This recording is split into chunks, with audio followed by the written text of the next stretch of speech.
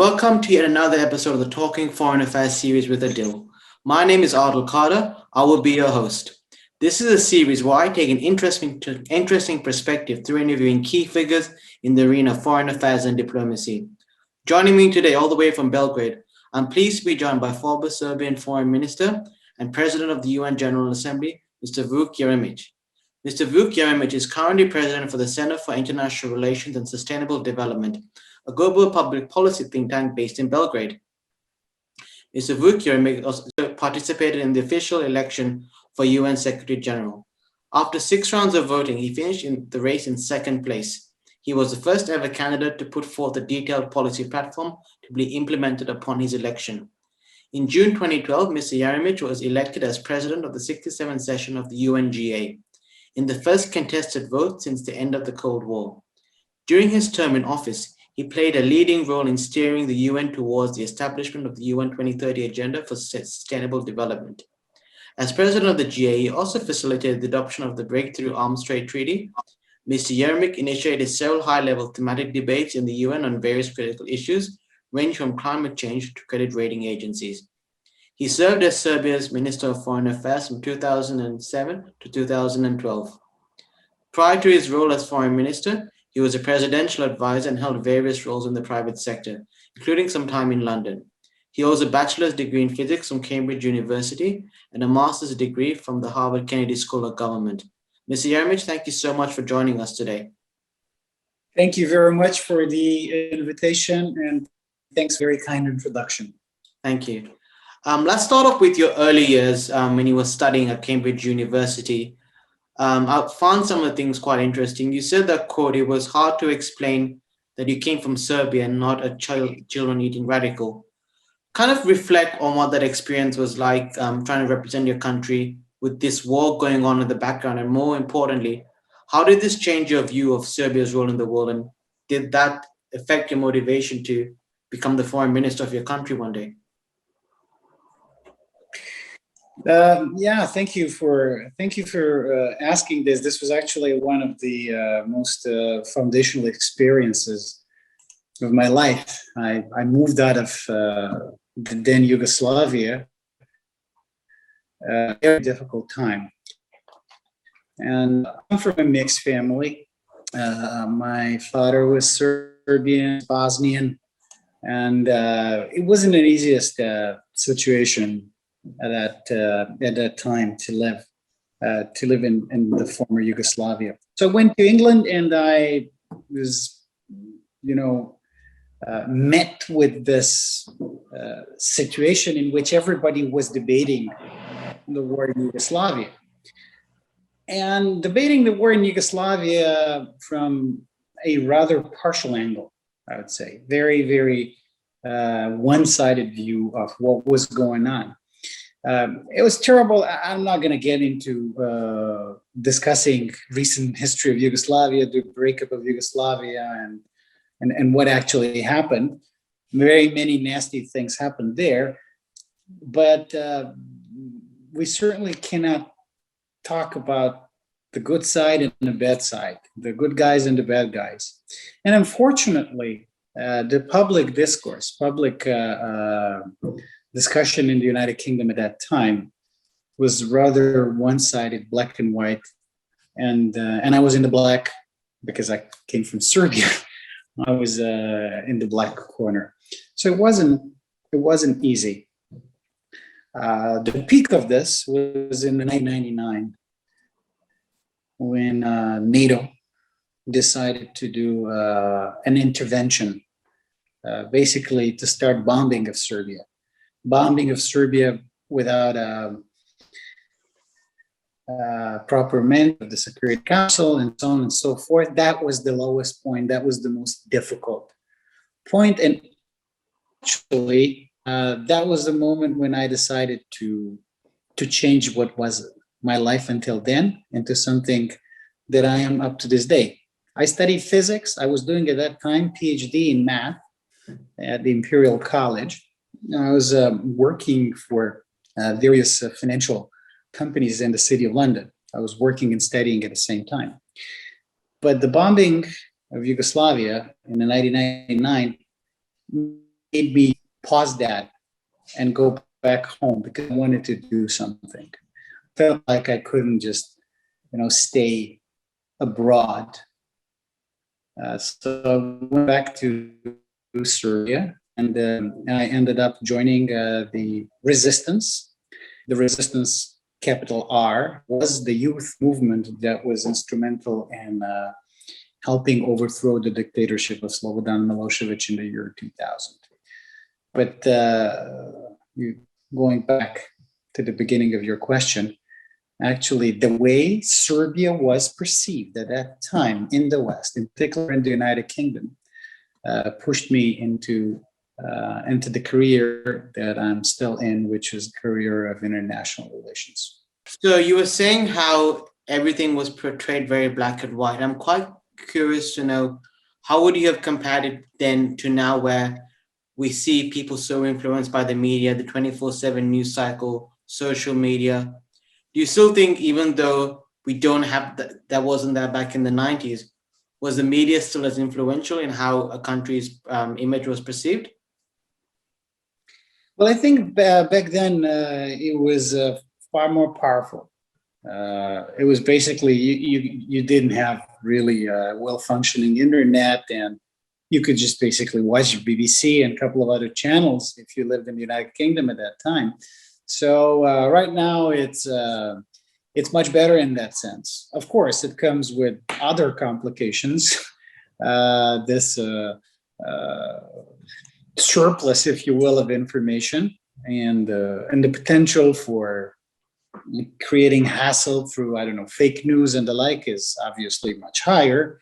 But back then, if you were to be portrayed as a villain by the mainstream media of a certain country, then there was very, very little you could do to oppose that. And unfortunately, the infatuation of the West with the breakup of Yugoslavia, in which the West, after the end of the Cold War,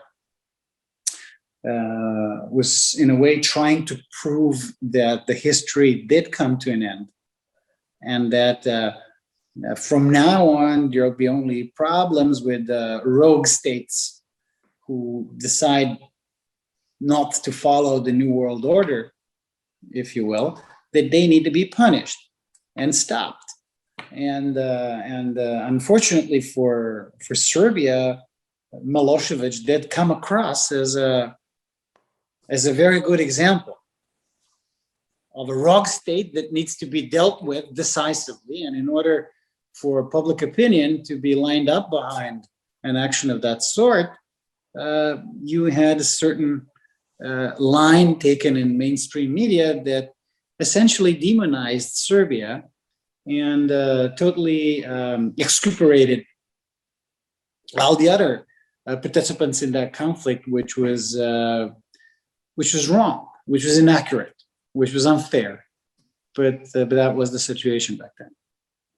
And you just mentioned how the West was very focused on the situation in Yugoslavia.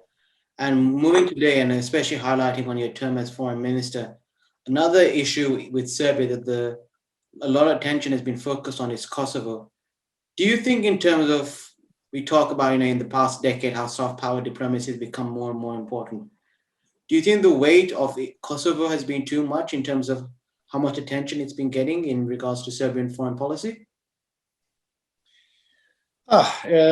We can probably spend hours talking about this.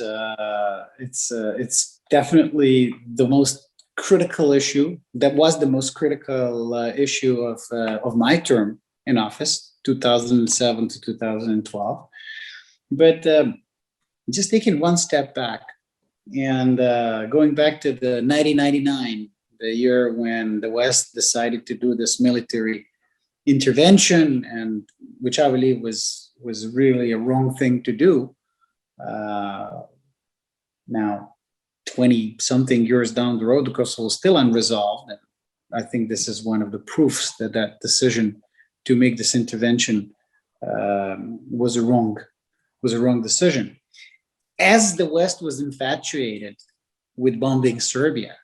China was rising, and the Middle East was about to start brewing in a very violent way again, and so on and so forth. So I think this was a terrible short-sightedness from a strategic perspective. Not to get into the merit of who was doing what and whether this was a humanitarian thing to do or not, or just a political thing to do.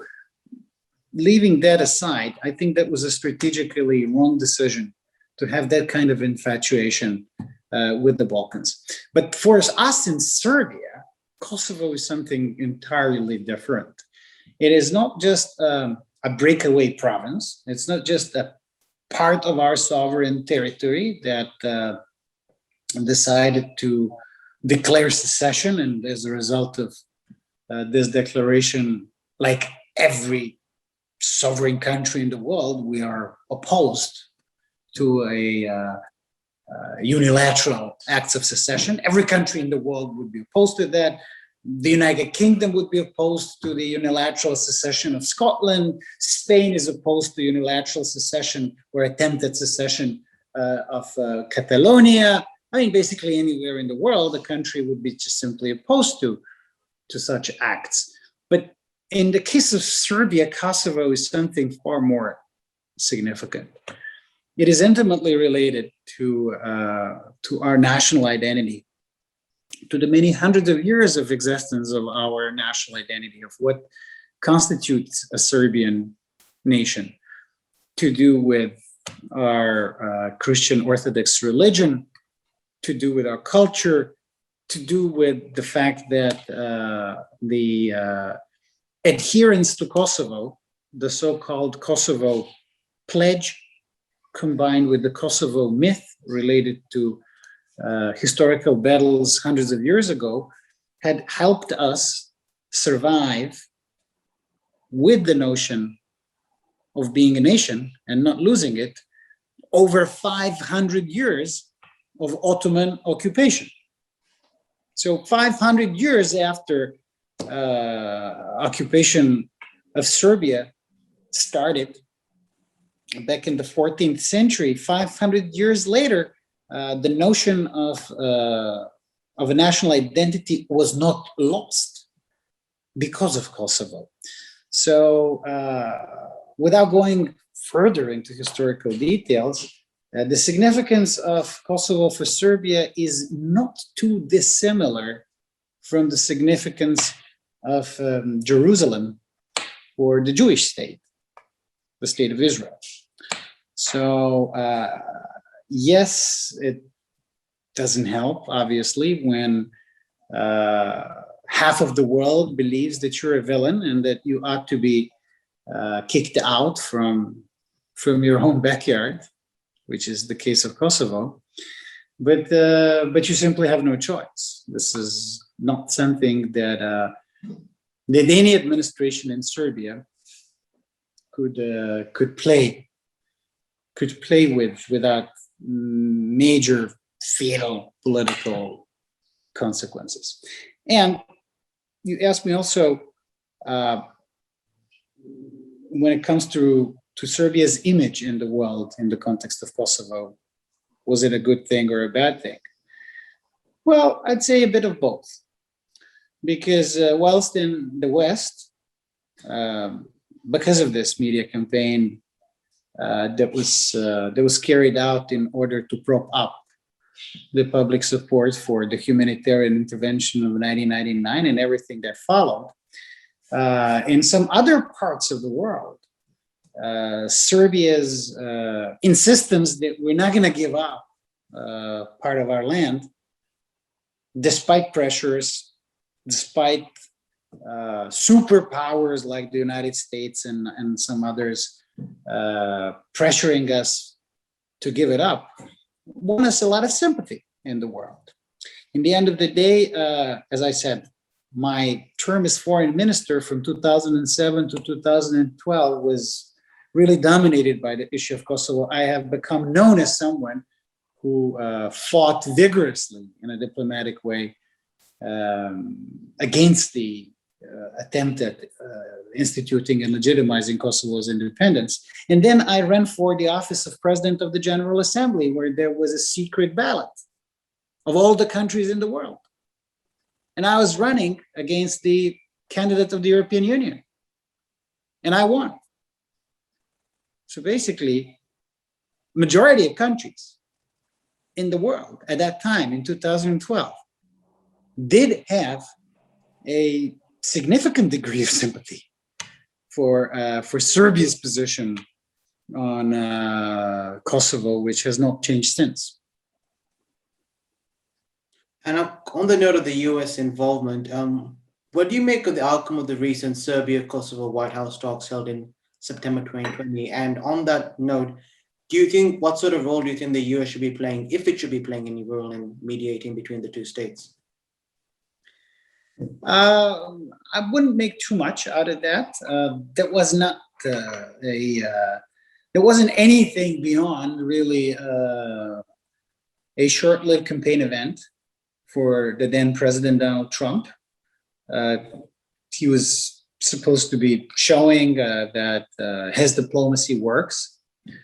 And unlike some other things that he has done in the last days of his or weeks of his presidency, the normalization of relations between, I don't know, the UAE and Israel and Bahrain and Israel, well, that is very, very significant. And I think that this is going to have a lasting impact for the Gulf and the region, the Middle East in general.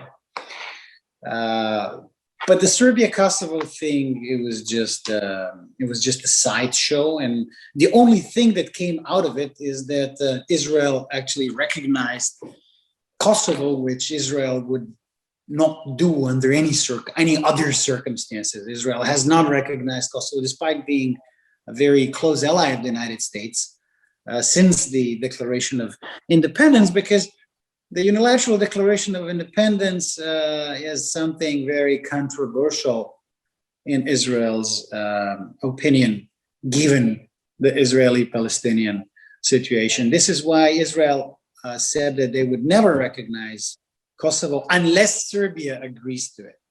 And in a way, Serbia was agreeing to Israel recognizing Kosovo in the context of this so-called Washington Agreement in the dying days of Trump's presidency. But that's not terribly significant. There's going to be no follow-up out of that. That is my opinion. Moving from that to the current U.S. president, President Biden recently asked... Oh, but you asked me about Americas. You asked me about Americas playing the role in mediating between states too. As in between just Kosovo and Serbia. Oh, just the Kosovo. Serbia. I think when it comes to Kosovo, to the issue of Kosovo, there is a process, and I think this process should be followed. The only place where a status of Kosovo can be determined is the Security Council of the United Nations, and in that sense, anything that goes out of that context, it would be highly problematic. Of course, if there is an initiative by a major player like the United States that the parties agree to, this can be done. But in the end of the day, everything that parties potentially agree to needs to go to the Security Council of the United Nations. That's the essential part. And there you have permanent members. You have Russia, China, and others also becoming part of this equation. That kind of semi-answers my next question, because I'm going to say President Biden recently asked President Vučić to recognize Kosovo. Just your thoughts on this, and whether you think this would actually mean any sort of new direction from the current new U.S. administration. No, I think it's just like a continuation of the U.S. policy. The policy of the United States is that, unfortunately, that they recognize Kosovo as an independent nation, and they expect others to do the same, including Serbia. But I think that they're slowly starting to realize that there is no administration in Serbia that would agree to it, and I think that it's just the inertia from previous administrations. But in the future, I think I think that as the time goes by, there is going to be less and less interest in pushing Serbia to recognize Kosovo, because it's a futile exercise. Serbia will not recognize Kosovo. We can sit down and talk how to make sure that life becomes normal and that there's trade and that you do not suffocate anyone's prospect and livelihood out of this fact that Serbia is not recognizing Kosovo. And that's fair. And this is something that ought to be done. But the act of recognition, it's not going to happen. Sure. Now, moving more to your role as foreign minister and your diplomatic practice, you were known as a very proactive and energetic foreign minister. In your 5 years of office, it was reported that you boarded 1,000 flights and visited over 100 countries. It's also recorded that you said you pretty much knew 90% of the world's foreign ministers, and you were credited with diplomacy being, unquote, on steroids. With COVID sort of preventing travel and the face-to-face meeting, and I'm actually quite keen to get your thoughts on this. I actually asked one of my former interviews, previous Secretary General of the Commonwealth, Sir Don McKinnon, this question as well. How do you think preventing travel and the face-to-face meeting between ministers and diplomats, how will that impact diplomatic practice overall? It's a very good question, and I think that the impact is huge. It's very serious. It's very significant. If you're discussing something sensitive and complicated with repercussions for domestic affairs, and usually when you are out there in a diplomatic realm, you're debating things that do reflect into your domestic public opinion, then you'd be very, very careful what you're saying. I mean, if you're, I don't know, in an online conversation which you don't know, how is it going to be used, and is there anybody listening to it, and so on and so forth. So I think that the diplomacy took a great hit, almost like aviation industry. So yes, there are meetings and the formalities are maintained, but in reality, there is much less diplomacy today than it was a year and a half ago. And a year and a half ago, it wasn't a heyday of diplomacy either.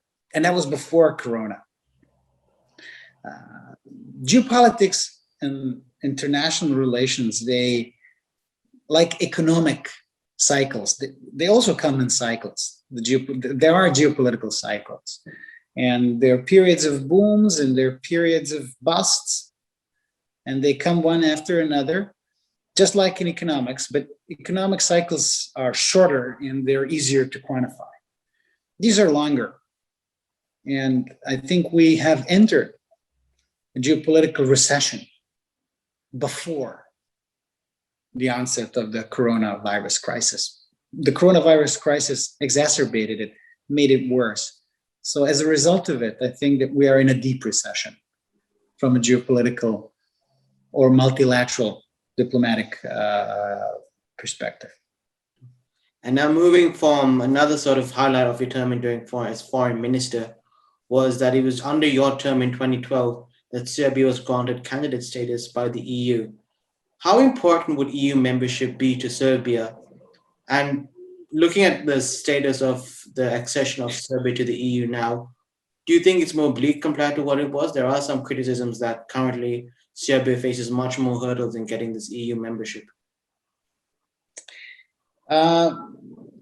Well, unfortunately or fortunately, depends on one's point of view.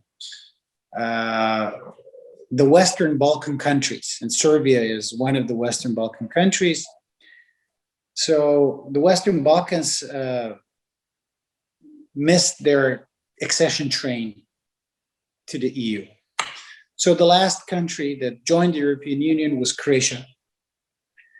And I don't think that there are going to be new member states of the European Union from the Balkans anytime soon. I think that it's difficult to argue that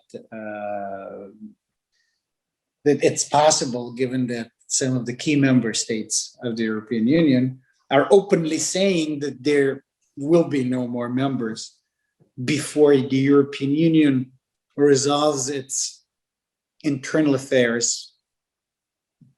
Well, what does it mean, resolving its internal affairs? It'll never resolve all its internal affairs, especially the new, the new treaty or a new constitution. And when a country like France, because France is the champion of this slowing down of the accession process before things get sorted, quote unquote, in the European Union, you can't really get over that obstacle. If you had an obstacle from a small member state, it'd be complicated enough. But like a major, one of the two most powerful, if you will, in the European Union, it is very, very difficult to imagine. So I think we should become a bit more realistic. I think that we should embrace, from the Western Balkans and from Serbia in particular, we should embrace the European model, if you will. We should try and implement European regulations, standards, laws, procedures, and try and build a country / society that functions in a way that is very similar to the way European Union members function. And then by the time we achieve that, it's probably going to take us 7 to 10 years if we start now. And we're not starting now. We can probably discuss that too, as to why do I think that we're not moving in the right direction.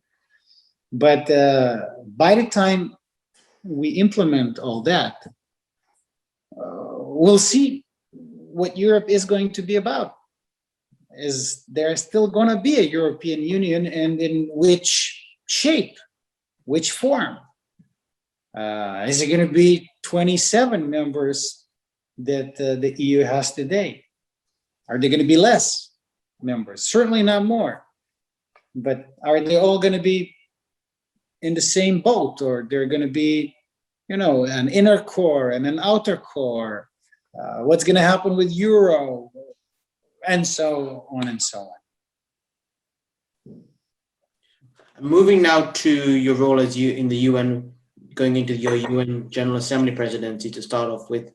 Now, your election, as I mentioned early on in the discussion, it was the first time since 1991 that the General Assembly had to vote to select its next president. And kind of given my limited experience with the UN, from my understanding, a lot of positions are rotational and done informally, and there aren't that many elections. However, yours was different in the sense that for one of these leadership roles in the GA Bureau or the GA presidency, it was elected. Do you think that it's important for, at least in the democracy, there are more elections rather than just positions appointed informally? Well, I certainly think so, because I was seen as a rebel when Serbia launched my candidacy for president of the UN General Assembly, because it was supposed to be decided years ago. And then I said, why would it be decided? Nobody asked Serbia. Nobody asked Serbia to agree to this, and I was part of this. Serbia launched my candidacy, and it ended up being a free vote. a free secret vote. And people who were criticizing me at that time were saying, you are going to rupture the UN system. And my reply was, yeah, probably, but for the better. And it was, I think, for the better. Since my election for President of the General Assembly, there were other votes that took place. And I think now this is almost a norm. It's more often than not that you have a vote for the President of the General Assembly, but you're quite right. There are quite a number of other positions where there is basically no election, when there's just a selection process which is dominated by some obscure and unwritten rules like the rotation and so on and so forth, rotation of geographic groups, but not only that. I think the whole of the UN system would need to become far more transparent, including the election processes. And you may not necessarily have like a totally free and open election for each and every position. For the President of the General Assembly, I think it is essential that you have it, because the whole world is there. But one should also be mindful of various balances that need to be struck. But having said that, I think that the combination of this calibration and democratic election, that it could yield the best possible result. Now, talking about change, when you participated in the 2016 Secretary General selection process, this process itself was a big change. It's been criticized in the past for not being for being secretive and being not transparent. And this was the first process in which there was an actual candidates debate. Just kind of reflect on what that experience was like in having this process more open election. I think it was really a step in the right direction, because all the previous selection processes were like totally non-transparent. And this time around, there was far more transparency with the candidates debate, with the formal presentation of candidates to the General Assembly, where countries could ask candidates all kinds of questions. And I was answering for hours. I answered, 80 something questions, one after another, posed by member states. And I think it was a step in the right direction. However, the last step in the process was done in a totally smoke-filled room.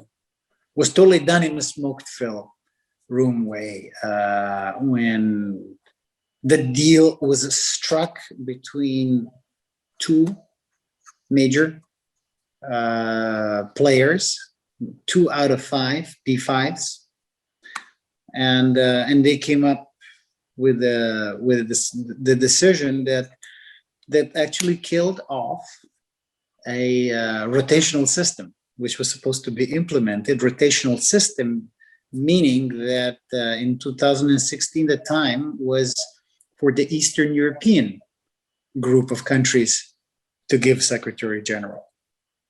At the end of the day, it wasn't an Eastern European, it was a Western European. And that last step was a powerful signal that, yes, there's more transparency than before, but in the end of the days, it's going to be the way that the big guys decide behind a closed door.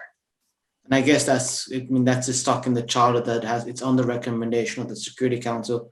But I'm sure you would agree that it would be more democratic if the GA could vote on who the next Secretary General could be. They'll be more democratic, but it's simply not going to happen. So one has to be realistic about this. There is no way on earth that permanent 5 would allow to get rid of essentially their veto power to control as to who's going to be the next Secretary General. What might be possible, and even that, it's quite hard to imagine, but what might be possible would be to agree that the Security Council recommends 2 candidates to the General Assembly, so that the permanent 5, they have their chance to veto whoever they dislike and so on and so forth. It would be unrealistic, as I said, to expect that they would give up that privilege. But okay, for the sake of more transparency, more empowerment of non-member state, non-Security Council members, non-P5, and so on and so forth, to select 2, and then let the 193 members of the General Assembly decide which one of the 2 they like better.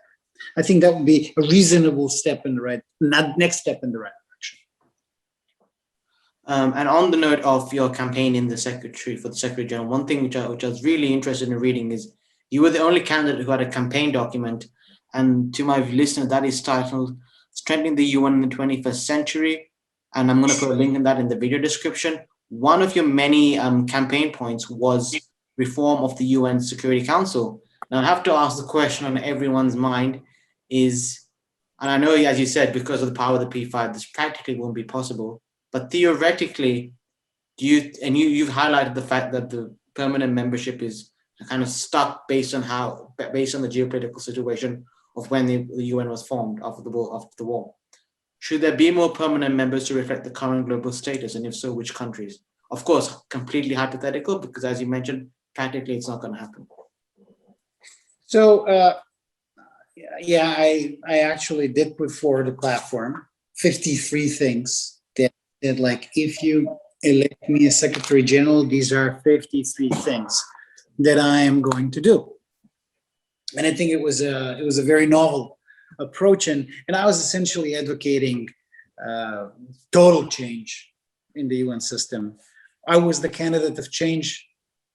There were other candidates who were not promising that much change, and unfortunately, that kind of view prevailed in comparison with the change ticket, if you will.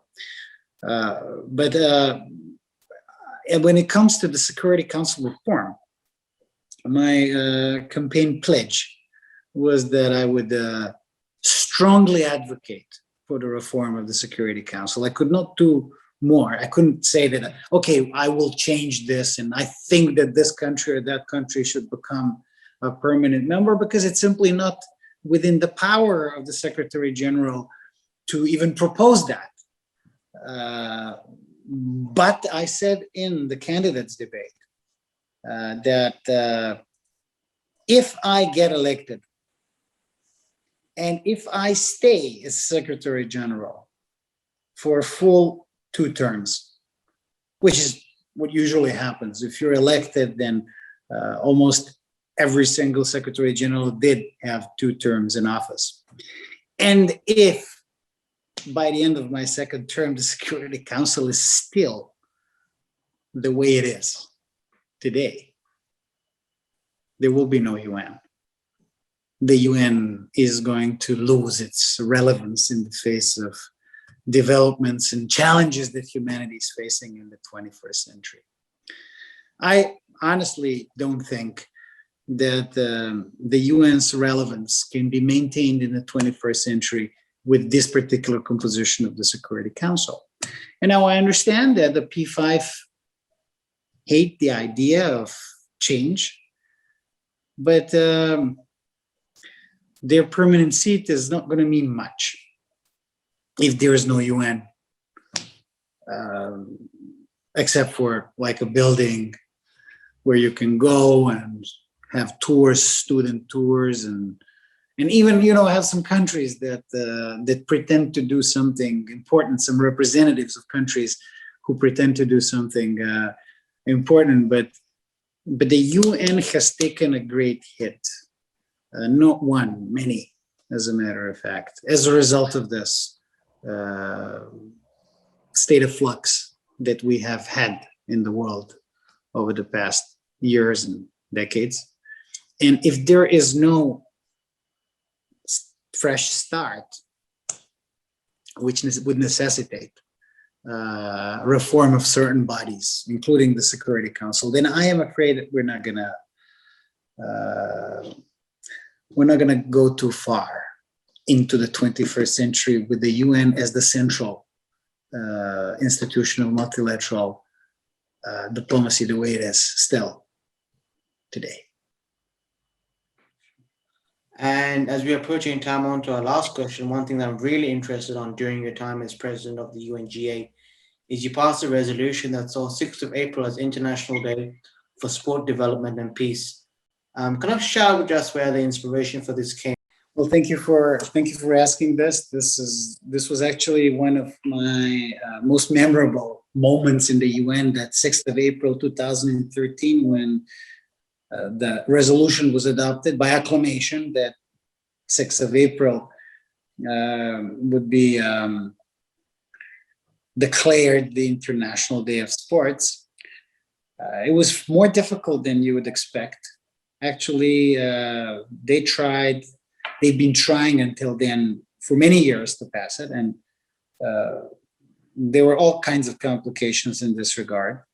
The 6th of April was chosen because the 6th of April is the day when the International Olympic Committee was formed.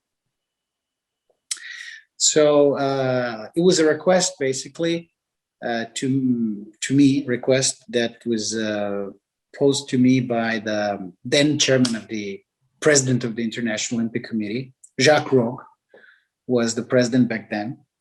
So he asked me, we met, and he asked me to help pass this resolution, which, as I said, was not straightforward, to arrange a consensus for all kinds of political reasons. And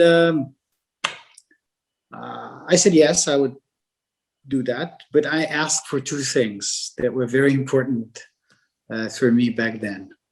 One was that Novak Djokovic was to be the sportsman, the athlete that would speak on behalf of all other athletes of the world, to speak in the UN at that time. And that was agreed.